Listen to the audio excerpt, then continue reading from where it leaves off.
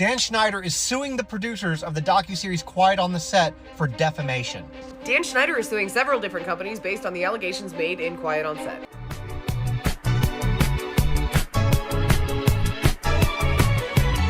Hello and welcome back to my channel. My name is Saj and this is my channel where I talk about whatever the fuck I want to talk about. And in today's video, we're going to be talking about a new character on this channel by the name of Dan Schneider. If you don't know who Dan Schneider is, he is basically the mastermind behind Nickelodeon TV as a whole.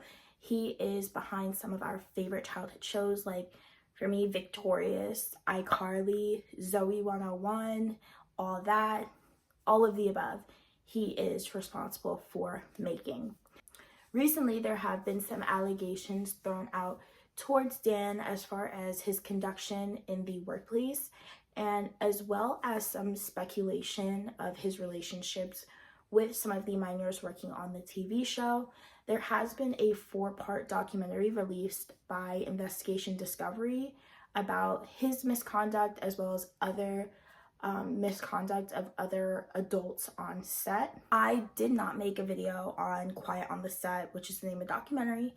I did not make a video on it because it was very oversaturating. There was a lot of people already making the same content about the same things, and I didn't just want to reiterate the same things. Today's video is not going to be talking about the actual topic of Quiet on the Set, but the aftermath that has come. Dan Schneider has filed a lawsuit for defamation against the producers and Investigation Discovery of Quiet on the Set. Before I get into this video today, please make sure that you are subscribed to my channel. I need subscriptions to keep my channel breathing, so please help me with that. My goal for this month is 550, so if you'd like to help me on my journey, that would be awesome. Make sure that you like and comment and share if you care, if anybody is interested in this topic. But let's get into today's video. Since the airing of Quiet on the Set, Dan Schneider has come out in an interview with a former star of iCarly by the name of Boogie, who played Tebow on iCarly. I will be referencing this interview at different points in the video, but it is actually Dan Schneider himself coming forward and talking about his perspective on everything. So let's get into the contents of the lawsuit. I did read all 24 pages. It is a very redundant lawsuit. It's basically stating that almost everything that was in the documentary was misleading in every episode. So instead of me saying the same things over and over again, this will kind of help me provide an outline so I'm not so redundant.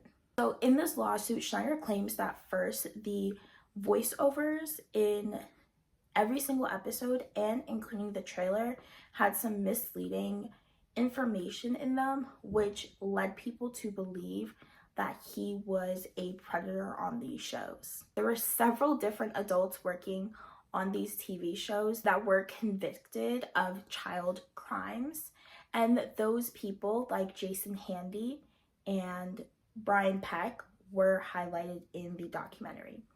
Now, each of those individuals were given their own section of the documentary that were talked about, but every time that there was a voiceover referring to them or referring to being a child predator, there was always a picture of Dan, which became misleading to an average viewer. This is just what the lawsuit states, making it seem like Dan was the child predator, which I will say it right now, Dan Schneider has never been convicted of any child predator crimes. So just to save myself, I am not going to insinuate or say anything of the sorts. It even raises some question when the Investigation Discovery logo has true crime listed at the bottom, which is basically insinuating that this documentary is going to be about crimes. Basically what the lawsuit is saying is that the Quiet on the Set documentary, it continuously implies that Dan is the sole predator on these sets. Yes, has Dan have some explosive temper that many actresses and actors and workers on set have come forward and said that his temper is ridiculous.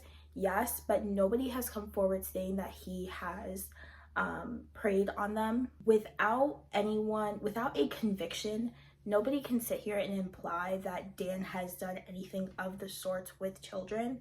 And I could see, looking at the evidence in this lawsuit, that it is defamatory what they did. I think there should have been more clarity in the documentary. I am somebody who is chronically online, so I get it. I have seen all of the Dan Schneider, Jason Handy, Brian Peck content. I understand who did what where, but for some 30-year-old mom who's sitting at home watching ID, she may not know the difference and just see a trailer and think, oh my gosh, this person is a child predator. The lawsuit has also talked about how this documentary has harmed Schneider. They state that his reputation and career has been damaged beyond repair. I disagree. I think his reputation has been damaged since we started looking back at old clips and seeing all the inappropriate jokes that were made on his shows. And I believe it got worse when different actresses on his show came forward talking about their experiences with him. For example, Jeanette McCurdy talking about the creator. We all know that's Dan. So I think as the years went on, his career just kind of declined. And then Quiet on the Set was the final nail in the coffin. Now, I think it's also really important to note that Nickelodeon also gave him a payout to leave their set, like to leave their company. His career was done. And to make, like any actress or any actor, making that transition from kids TV to adult TV is difficult. Now you want to do it to a producer who has been working in children's TV for 20 years and then go somewhere else. His career was never going to bounce back from that. Since all that, like, it was never going to work. Also talks about those resurfaced clips that we've seen, which I'll insert here. Sometimes I wonder if you can get juice from a potato.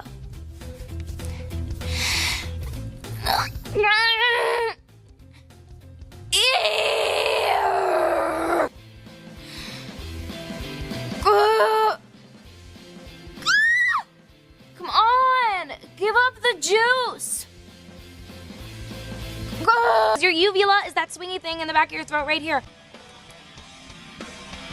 Is it possible for a teenage girl to drink water upside down? I'm thirsty.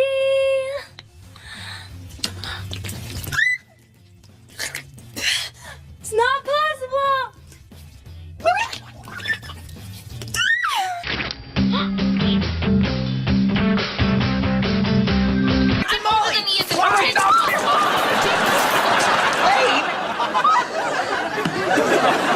Well, until Festus is out of the hospital, you two are gonna work the grub truck. Gross!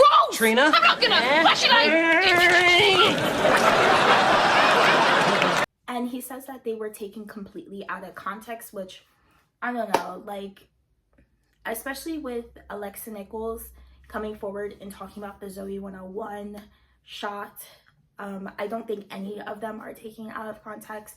That's my personal opinion. I think the jokes, they were what they were. I think any judge could look at that, at any of his jokes, and see that that was extremely inappropriate for teens and preteens to be saying or doing on camera.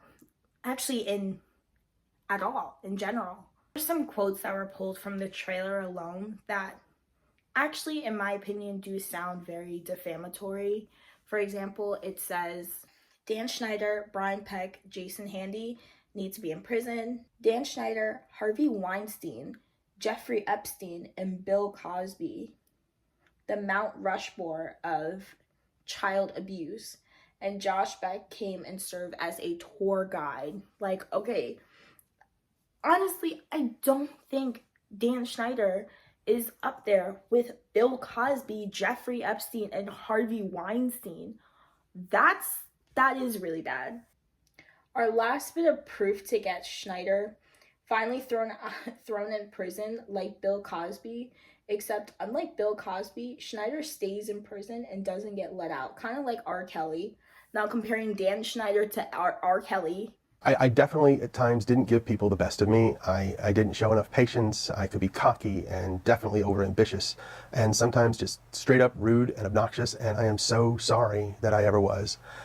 And when I watched the show, I could see the hurt in some people's eyes, and it made me feel awful and regretful and sorry. I wish I could go back, especially to those earlier years of my career, and bring the growth and the experience that I have now and just do a better job and never ever feel like it was okay to be an asshole to anyone ever. Okay, I get it. Dan Schneider, he says it himself. He was an absolute asshole and an absolute terror, but there has been no evidence that he ever physically touched any children.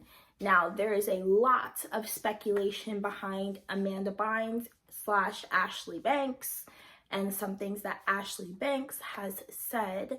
I'm not entirely convinced that Ashley Banks is Amanda, but there is some blind items, some things there that insinuate that, Dan had a relationship with Jamie Lynn Spears and a relationship with Amanda Bynes.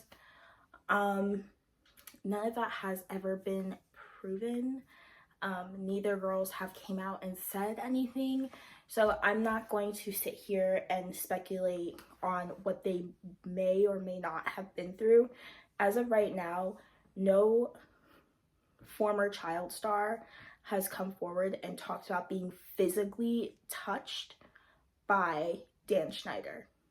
It literally says Dan Schneider and Brian Peck really groomed and the children of Nickelodeon. So in general, do I believe that Quiet on the Set made some defamatory comments towards Dan? Yes. Do I think this absolutely killed his career? No, not at all. I think everybody who has come forward about their experiences with him, like the female PAs who had a horrific experience, some of the Black actors, I think everybody who came forward and spoke about their specific experiences with Dan, I think they should be heard. But you can't group a horrible temper with kids in the same group as touching kids. That's how you get sued. I know Dan already has a lot of money, but I also think he has a solid case, if I'm going to be completely honest. Do I condone any of his proven actions? Absolutely not. And the crocodile tears that he did during the Boogie interview was absolutely ridiculous. He knows his behavior on and off set. He knows how he treated those children. So for you to sit here and cry like, oh, I would do better now, it's a little too late.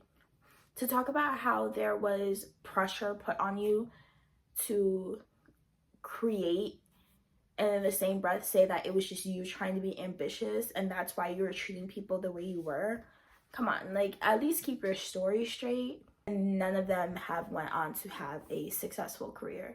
If anything, I really think the ones have went on to have longevity in the industry are probably Ariana Grande and Liz Gillies on screen, and then off screen I think Leon Thomas III is killing it off camera too. He's producing so much, and I think honestly the Victorious cast, the show that was all around music, they have went on to have really successful careers, while everybody else in Nickelodeon did not. Amanda Bynes did go on for a really long time. after her stint on Nickelodeon, having a really successful career. And then we all know what happened to Amanda after the fact. The only other one is maybe Josh Peck, who has been super successful in social media. But other than that, like, none of them I don't think ever want to act anymore. So my soapbox is over. The moral of the story is, I think we need to hold people accountable for what they actually did do and not accuse them of something that's going to ruin their lives. But that is it from me. Please make sure that you are subscribed. My goal is 550. And make sure that you like, comment, and share if you care. And I'll see you in the next one.